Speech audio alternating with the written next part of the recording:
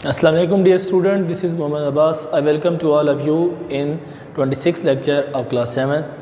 Dear students, हम आज discuss कर रहे हैं MS Word के 2-3 बहुत ही इम्पोर्टेंट फीचर्स जिनको हम अपने डॉक्यूमेंट के अंदर अप्लाई करके हम उसकी अट्रैक्शन को और उसको एक बहुत ही अच्छा डॉक्यूमेंट प्रिपेयर कर सकते हैं। इसमें सबसे पहले हम देखेंगे कि वाटरमार्क क्या होता है। MS वर्ड के अंदर वाटरमार्क क्या होता है और किस पर्पज़ के लिए यूज़ किया जाता है। डियर स्टूडेंट्स, जब हम कोई डॉक्यूमेंट प्रिपेयर कर रहे हैं, डिज़ाइन कर रहे हैं, वो डॉक्यूमेंट डिज़ाइन करते वक्त हम किसी भी कंपनी का जो लोगो है या किसी भी कंपनी का जो नेम है या हम अपना अगर कोई चीज़ ज़ाती तौर पे तैयार कर रहे हैं, मसलन अपनी CV तैयार कर रहे हैं या फिर हम कोई इस तरह की लीगल या ऑफिशियल लेटर लिख रहे हैं। ऑफिशियल चीज़ों में तो ये ज़्यादातर चीज़ नहीं होती, लेकिन आप कंपनी या किस तरीके से कोई CV या इस तरह की चीज़ बनाना चाहते हैं तो उसमें आप डॉक्यूमेंट जो उसके अंदर जो चीज़ें टाइप कर रहे होते हैं, बैकग्राउंड पर आपने एक चीज़ लिख देनी होती है जो डॉक्यूमेंट के अंदर बहुत ही लाइट सी शो हो रही होती है, जिसकी जो आपकी अपनी यानी उसमें आपको पता चल जाता है कि ये डॉक्यूमेंट आपकी तरफ से है, यानी वो डॉक्यूमेंट के बैकग्राउंड में लाइट सा शो हो रहा होता है, वो आपकी डॉक्यूमेंट का हिस्सा नहीं होता। ठीक है, तो इस चीज़ को बोलते हैं वाटरमार्क, जो आपके पेज के या डॉक्यूमेंट के बैकग्राउंड के ऊपर चीज़ मौजूद होती है और वो उस तरीके से वाज़ह नहीं होता जिस तरह हम कोई भी चीज़ अपने डॉक्यूमेंट के अंदर तैयार करते हैं तो वहाँ पर जो चीज़ें वाज़ह तौर पर हमको नज़र आ रही होती हैं या हम जिस तरह टाइप कर रहे होते हैं नॉर्मली, उस तरीके से वो नॉर्मली टाइप नहीं होता, बल्कि वो बैकग्राउंड के ऊपर उसके ऊपर चीज़ जो है वो शो हो रही होती है। तो डियर स्टूडेंट्स, इसमें यह है कि ये मतलब इस लिहाज से इसको किया जाता है ताकि जब हम किसी भी जगह पर जाएं तो वो एक हमारी प्रॉपर शनाख्त रहे, आइडेंटिटी रहे कि ये चीज़ हमने प्रिपेयर की है, या फिर कहीं भी जाता है तो वो उस इदारे का तरफ से या जिस चीज़ ने उसको डिज़ाइन किया गया है उनकी एक आइडेंटिटी रहती है कि it is prepared by some particular organisation और इंस्टीट्यूशन। तो इस तरीके से वो उसके बैक एंड पे जो है वो उसको अप्लाई कर दिया जाता है। इस किस तरह, फॉर एग्जांपल हमारे पास ये एक डॉक्यूमेंट है, इसके ऊपर हम इस तरीके से चीज़ें टाइप करते हैं कुछ भी, तो वो इसके बिल्कुल बैकग्राउंड पे एक हल्की सी जो है ना या इस अंदाज़ में होगी, उसका जो होगा इस तरीके से या वो इस तरीके से उसके अंदर वो हम उसकी जो लोकेशन है वो किसी भी तरीके से हम उसको अप्लाई कर सकते हैं। मसलन हम उसको वर्टिकल कर सकते हैं, हम उसको डायगनली कर सकते हैं, उसको हम स्ट्रेट कर सकते हैं, यानी शो कर सकते हैं अपने डॉक्यूमेंट के अंदर उस वाटरमार्क को। वाटरमार्क के अंदर हम अपना नाम लिखते हैं या कंपनी का नाम लिखते हैं या कंपनी का जो लोगो होता है वो लगा देते हैं, या कोई भी चीज़ जो हमारी आइडेंटिटी हो, हमारी पहचान हो, वो हम उसकी बैकग्राउंड के ऊपर अप्लाई करना चाहें तो वो हम इस तरीके से वहाँ पर अप्लाई कर सकते हैं। सही है, ये होता है वाटरमार्क। ठीक है, इसके बाद नेक्स्ट हमारे पास जो चीज़ आती है that is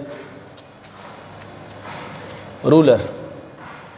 ruler, dear students, आप सबको पता है कि रूलर हमारे पास जो होता है वो क्या काम करता है। रूलर से हम क्या करते हैं, रूलर या स्केल, रूलर की मदद से हम लाइंस ड्रा करते हैं अपने किसी भी पेज के ऊपर जब हमने कोई चीज़ ड्रा करनी हो, ड्राइंग करनी हो। इसके अलावा जब हम कोई बहुत सारे काम करते हैं, इस तरह कंप्यूटर के अंदर भी जो हम डॉक्यूमेंट तैयार करते हैं MS वर्ड के अंदर, तो उसका भी अपना एक रूलर होता है, यानी एक स्केल होता है।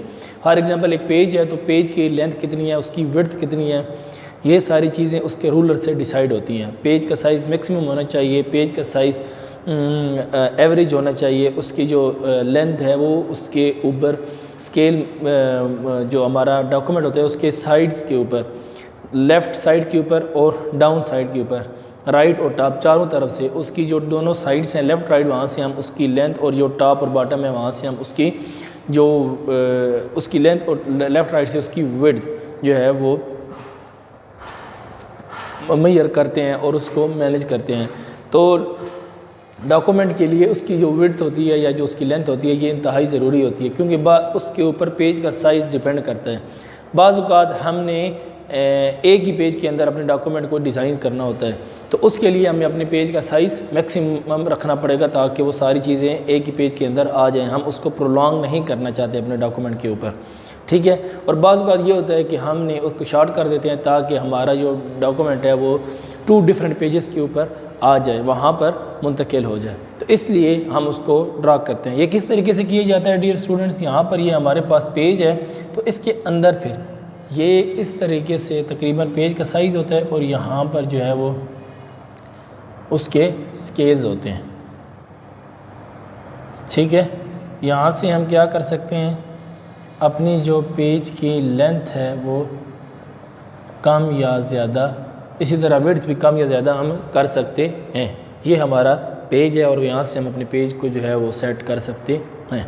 बात समझ आ गई है। तो ये इंतहाई इंपॉर्टेंट है क्योंकि हमने पेज की लेंथ और विड्थ डिसाइड करनी होती है जब हम पेज का आउटपुट अपने पेज के इसके ऊपर एक पेज यानी कि जो हमारा जो फिज़िकल पेज है, पेपर जिसको कहा जाता है, उसके ऊपर जब हम प्रिंट लेते हैं तो इसलिए ताकि हम जिस पेज के ऊपर जिस पेपर के ऊपर उसका प्रिंट लें ताकि हमारे इसका साइज़ जो हमने चीज़ टाइप की है कंप्यूटर के अंदर और हमारे पेपर का साइज़ आपस में एक जितना रहे, इन दोनों में कमी बेशी ना हो। समझ आ गई? इस तरीके से हम इसको मैनेज करते हैं और ये इसलिए इंतहाई ज़रूरी है ताकि इनके जो साइज़ है वो एक दूसरे से छोटा या बड़ा ना हो। बात समझ आ रही है? तो इसलिए ये रूलर इंतहाई इंपॉर्टेंट होता है जिसके लिए हम इसको करते हैं। उसके बाद तीसरे नंबर पर हमारे पास आ जाता है हेडर एंड फुटर। दो बहुत ही इंपॉर्टेंट चीज़ें हैं। हेडर और फुटर क्या होते हैं? हेडर का मतलब होता है कि टॉप के ऊपर दी गई या लिखी गई कोई चीज़, और फुटर का मतलब होता है बॉटम के ऊपर कोई लिखी गई चीज़। इनको हम किस तरीके से अप्लाई करते हैं और इनका पर्पस क्या है? पर्पस ये आता है कि हम बाज़ औक़ात कुछ चीज़ें जो हम अपना डॉक्यूमेंट तैयार कर रहे हैं, फॉर एग्जांपल वो 20, 25, 40, 50 और 100 पेजेस के ऊपर मुश्तमिल है और हम हर पेपर के टॉप पर या हर पेपर के बॉटम पर एक सेम चीज़ जो है वो प्रिंट करवाना चाहते हैं। हम चाहते हैं कि एक चीज़ मसलन एक बुक है, उसका नेम है, वो हम हर पेज के टॉप के ऊपर हम उसको प्रिंट करवाना चाहते हैं। इसी तरीके से उसका जो ऑथर है उसका कोई ईमेल एड्रेस है वो हम उसके टॉप पर या ज़्यादातर उसको बॉटम के ऊपर टाइप कर दिया जाता है, तो हम उसको वहाँ पर टाइप करवाना चाहते हैं और उसको हर पेज के बॉटम पे टाइप करवाना चाहते हैं। तो बजाय इसके कि अब हम हेडर में हम उस पेज के ऊपर बार बार हर पेज के ऊपर उसको टाइप करें या उसको कॉपी पेस्ट करते रहें, तो इसके लिए हम क्या करेंगे कि ऐसी चीज़ जो हमने बुक के हर पेज के ऊपर प्रिंट करवानी होती है वो हम हेडर या फुटर में टाइप कर देते हैं और फिर वो ऑटोमेटिकली हर पेज के ऊपर ख़ुद ब खुद डिस्प्ले हो रही होती है। बात समझ आ गई? तो हेडर और फुटर का ये पर्पज़ होता है। यहाँ पर मैं थोड़ा सा इसको आपको बता देता हूँ कि फॉर एग्ज़ाम्पल हमारे पास जो पेज है, जो उसका एक्चुअल ये हमारे पास विंडो है, उस विंडो के अंदर ये हमारे पास उसका पेज है। उसके अंदर हम यहाँ से फॉर एग्जांपल लिखना शुरू करते हैं और ये टॉप वाली जगह बाकी रह जाती है और यहाँ पर भी हम यहाँ तक लिख सकते हैं, उसके नीचे वाली जो जगह ये वाली फ्री रहती है। टॉप पर भी कुछ जगह स्पेस फ्री होती है और बॉटम में भी।